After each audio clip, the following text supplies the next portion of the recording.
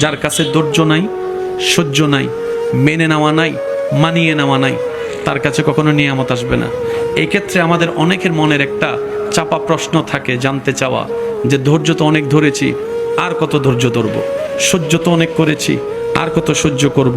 হাজার দিকে উত্তর না গিয়ে একটা উত্তর দেওয়ার চেষ্টা করি, মাথায় এবং মনে বসিয়ে রাখবেন যদি ভালো লাগে। ধৈর্য ততক্ষণ ধরবো যতক্ষণ আমাদের রব খুশি না হয়। সুবহানাল্লাহ। যতক্ষণ রব খুশি না হবে ততক্ষণ ধৈর্য, ততদিন ধৈর্য, তত মাস ধৈর্য, তত বছর ধৈর্য।